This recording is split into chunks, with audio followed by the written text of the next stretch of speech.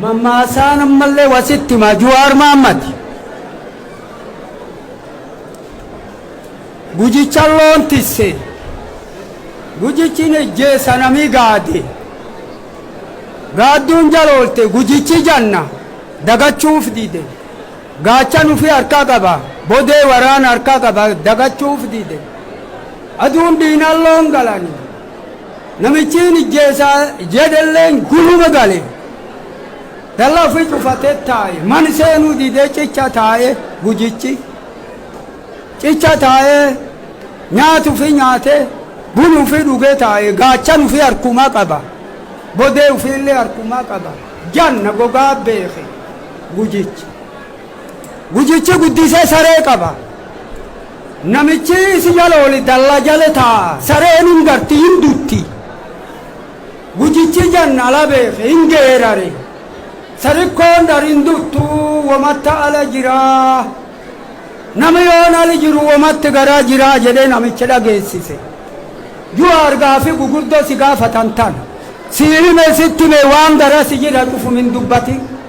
oppidiyoo deemta in dubbati siidhaami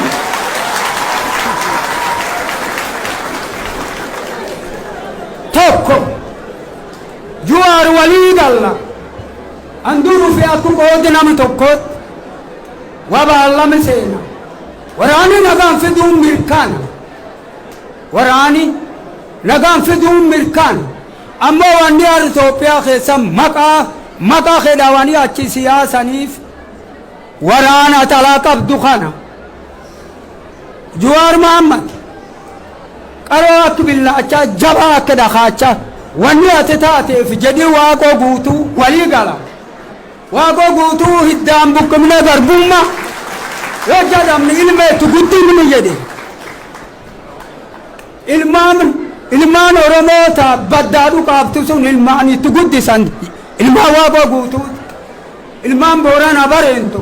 ilmaan Oromoo wanni maqaa Oromoo dhawaniif waamsu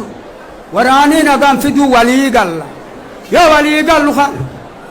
lafti itti nagaa barbaaddan ati dhaabdii kafaa'oo ati dhaabdii abaa'oo mootummaa Itoophiyaati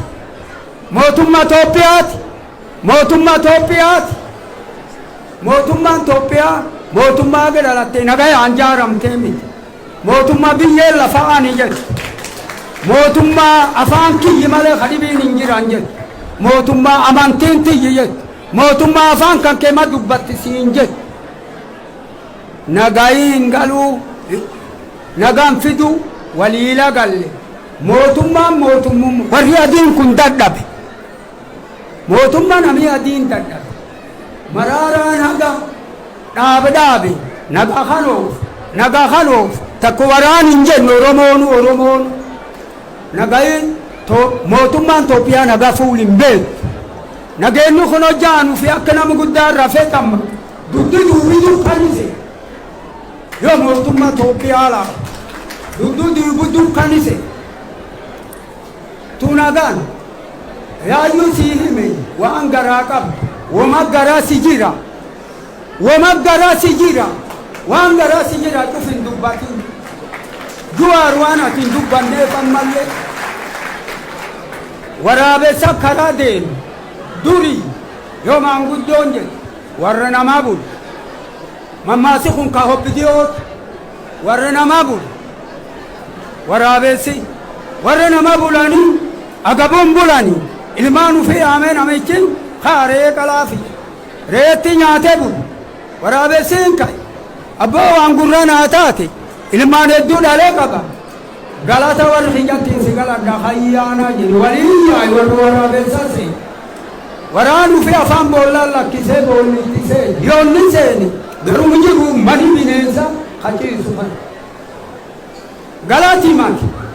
haati warraan dubban galata kanke ilmee loonii qaba ilmee harree qaba ilmee re'ee ilmee fardaa qaba akka waraabessi nyaan ilmaan tanteetaan isattuu itti dabra haga tarmaa baate ijoolleen tuwwama afaan hin buufanne nu namichun keetuu hin nyaannaa jedhu waraabessaan namicha de nami waraabessaa re'ee qaba hin akkama jettan hin nyaattan jedhu garaachaan bullee hin nyaanna ilma isaa waraabessi hin nyaanne ilmaan teetitti itti darree jabeessa jedhu namichi akka nyaatan hin qabu jaarsi uf dhageessisa hin nyaatina jedhe hin nyaanni jedhe xaabonuu hin nyaanni yoo nyaattanii mata lafnaa kaaya gurra lafnaa kaaya jedhee bada jaarsi waraabessaatiin bada abba namaa jedhan bulee horii naa qalee warri hidhituuf hin nyaanni jedhe nakkayye jaarsi waraabessa abba irraa abboo namichi akka nyaatan hin qabu si callaa wambaali ilma waraaboo cufaafu waba'e akka nyaatan hin qabu yoo argatti fiinca kasi namichi akka nyaatan hin qabu haynu kaasi jedhu warraan bay meeti namichi jedheen la nyaannee jedhe namichi la nyaannee jedha hin gabaabsuun jedha hin gabaabsu wakaloo reefu tamman kokkisi walaloo reefu deemtu tamman kokkisi ni na kokki